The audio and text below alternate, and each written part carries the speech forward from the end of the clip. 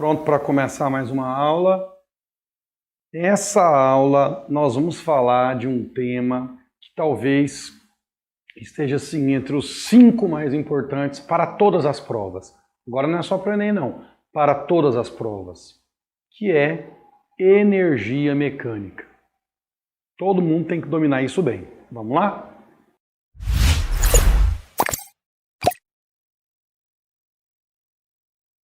Primeiramente, nós vamos conhecer as parcelas que constituem a energia mecânica, que são a energia cinética e a energia potencial.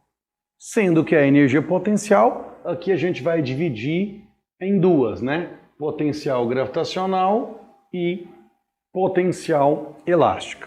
Então, primeiro identificar quem é quem, bonitinho, e aí depois sim a energia mecânica e as aplicações quando se fala de energia mecânica. Vamos lá? Então, começando pelo mais básico, a energia cinética. A energia cinética é a energia associada ao movimento.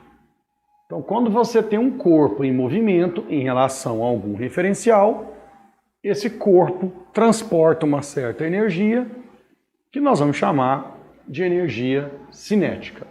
Então imagina um objeto de massa m deslocando-se a uma velocidade v, nós temos que a energia cinética igual a mv² sobre 2. Eu tenho certeza que a equação você se lembrava. Agora vamos aos detalhes dessa equação.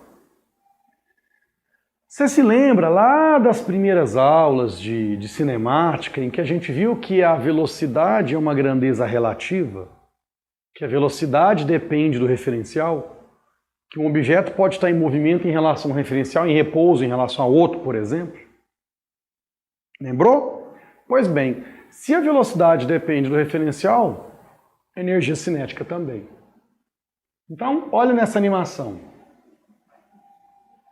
Qual é a energia cinética desse carro em relação ao chão?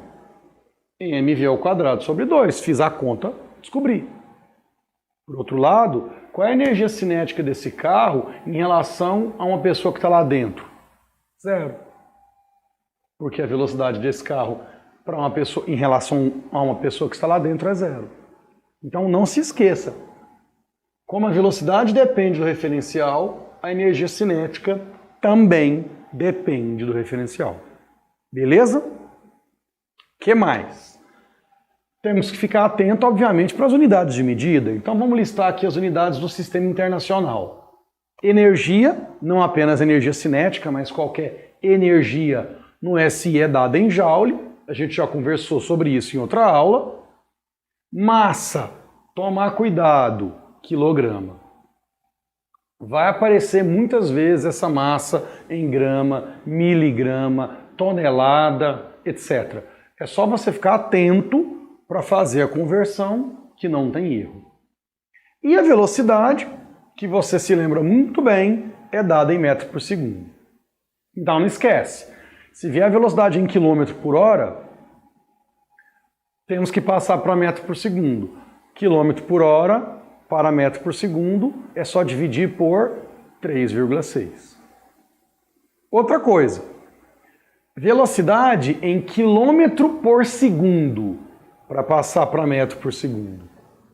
Quilômetro por segundo não é a mesma coisa que quilômetro por hora, hein? Não vai confundir.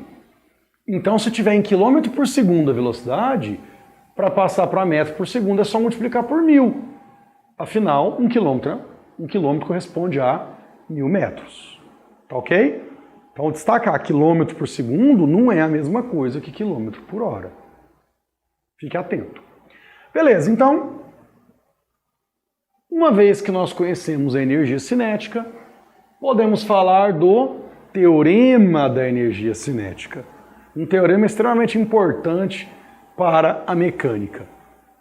Então imagine um objeto qualquer, uma partícula submetida à ação de várias forças.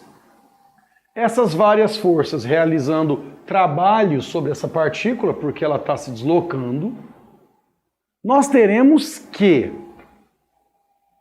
o trabalho da resultante dessas forças é a soma algébrica de todos os trabalhos. Então, se eu tiver lá 4 forças, igual está desenhado ali, eu terei 4 trabalhos. Eu somo esses 4 trabalhos, eu tenho o trabalho da resultante. Importante lembrar que trabalho é uma grandeza escalar, que, portanto, pode ser negativo. Então, na hora que você vai fazer essa soma dos trabalhos aqui, alguns valores podem ser positivos, outros negativos, ou até mesmo alguns podem ser 0. E aí você coloca todo mundo na soma com o seu sinal. Tá bem?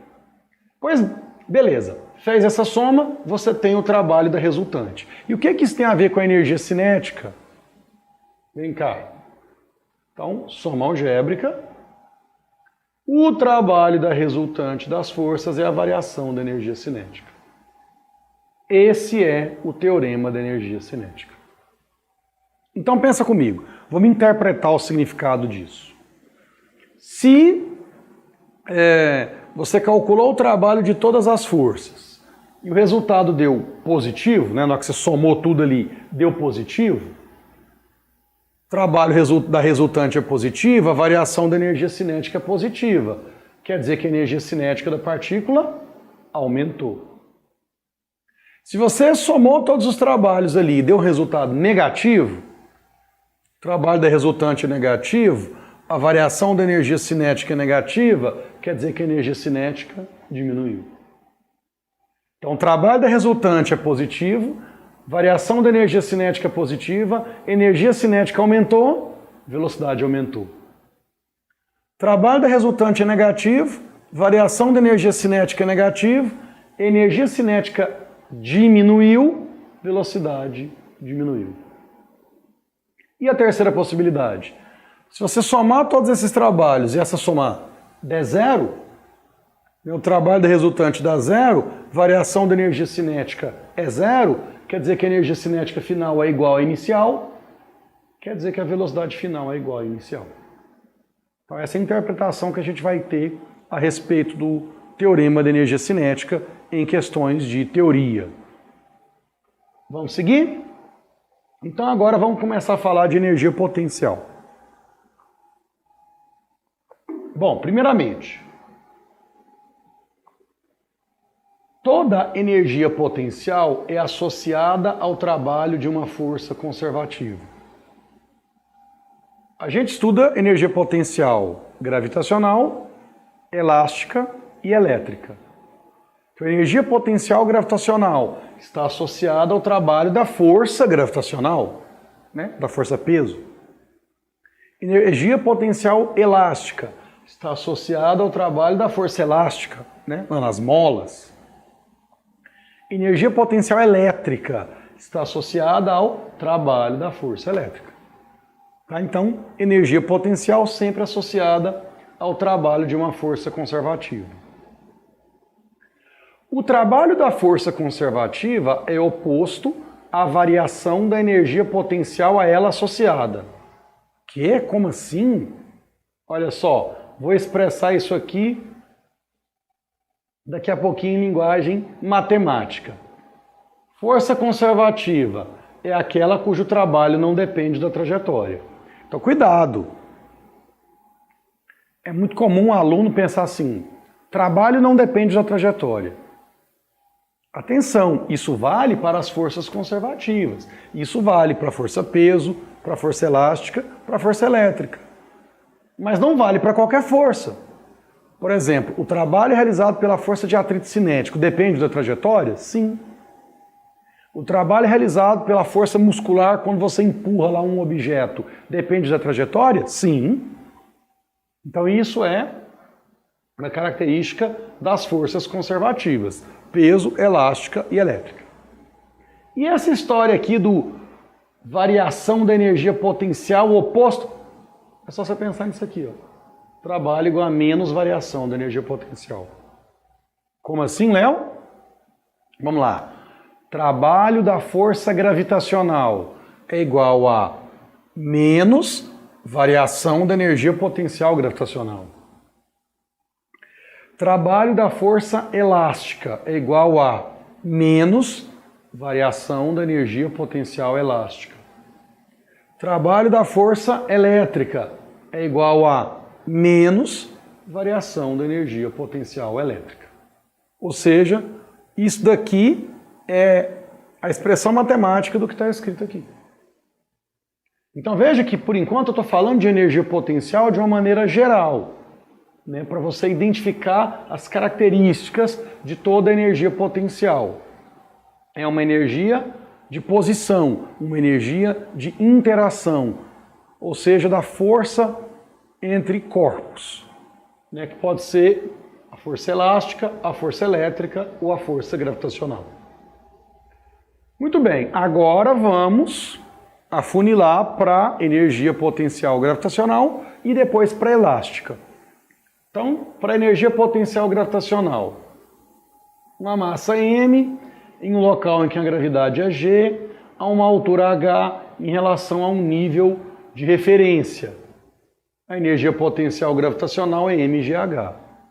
Veja que também é relativa, porque esse h é a altura em relação ao nível de referência. Muito bem, temos que ficar atento para as unidades, né? Então, energia potencial gravitacional é energia, então é joule. A massa, como a gente já viu agora há pouco, quilograma. A gravidade é uma aceleração, portanto, metro por segundo ao quadrado. E a altura em relação ao nível de referência em metro. Fique atento. Essa expressão que a gente está vendo aqui, ó, essa expressão aqui, ela vale para a energia potencial gravitacional quando eu penso em pequenas alturas. Quando você está lá no conteúdo de gravitação universal, por exemplo, você quer calcular a energia potencial gravitacional de um satélite em órbita, aí a fórmula muda. Para grandes alturas, a gravidade deixa de ser constante, essa fórmula aqui já não vale mais. Agora, pequenas alturas, um objeto no topo de uma montanha, um objeto no topo de um prédio, aí beleza, você pode continuar usando isso aqui, que vai dar certo. Energia potencial elástica. Então vamos lá. Nosso nível de referência, quando a mola está não deformada. Quando o comprimento da mola é o seu comprimento natural. Quando essa mola estiver ou comprimida ou distendida, vai surgir uma força elástica, lembra dela? E, portanto, uma energia potencial elástica. A energia potencial elástica, kx² sobre 2, sendo que K é a constante elástica dessa mola. E x é a deformação, que pode ser tanto uma compressão quanto uma distensão dessa mola. Ok? Muito cuidado com as unidades de medida, né? Sempre é importante frisar isso. Energia, joule, a constante elástica, newton por metro e a deformação, metro. Atenção, atenção. Opa, peraí, aqui ainda. Atenção. Você lembra da fórmula da força elástica? Força elástica igual a Kx, a lei de Hooke. Lembrou? Por que eu quero lembrar disso? Na fórmula da força elástica, se o K estiver em newton por centímetro e o X estiver em centímetro, beleza, você não tem que mexer em unidade. Na energia potencial elástica, se o K estiver em newton por centímetro e o X em centímetro, tem que mexer nas duas unidades. Na do K e na do X. Porque senão a energia não sai em joule. Então eu estou querendo te mostrar que tem uma diferença do ponto de vista de unidade entre a fórmula da força elástica igual a Kx, e a da energia potencial elástica, que é essa. Lá na fórmula da força elástica, só preciso que o K e o X estejam em unidades coerentes. Acabou o problema. Aqui não. Tem que ser newton por metro no K, tem que ser metro no X, porque senão a energia não sai em joule. Toma muito cuidado com isso para não errar. Beleza, agora que nós conhecemos energia cinética e energia potencial, vamos para a energia mecânica, que é o tópico principal aqui. A energia mecânica não é nada mais, nada menos que a soma da energia cinética com a energia potencial. Veja, a energia mecânica ela tem duas parcelas. A cinética, que é a energia associada ao movimento, e a potencial, que é a energia associada à posição, ou seja, localização dos objetos. A energia mecânica depende do movimento e depende da localização. Quando a gente tiver sistemas conservativos, essa energia mecânica será constante. Quer dizer, quando não atuarem forças não conservativas, a energia mecânica será constante. E aí, se de um ponto para outro houver aumento na energia cinética, obrigatoriamente haverá diminuição na energia potencial, para que a soma das duas dê um resultado constante. Tranquilo? Olha essa frase e me diz, verdadeiro ou falso?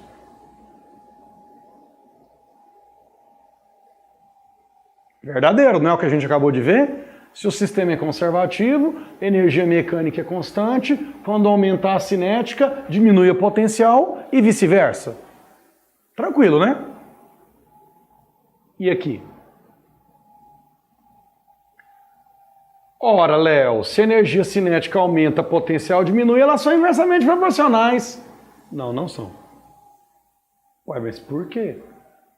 Grandezas inversamente proporcionais são aquelas cuja multiplicação dá um resultado constante. Não é o caso. Quem é constante é a energia mecânica. E a energia mecânica não é a multiplicação da cinética e da potencial, é a soma. Então, realmente, se o sistema for conservativo, o aumento de uma vai ser acompanhado por diminuição da outra e vice-versa? Sim.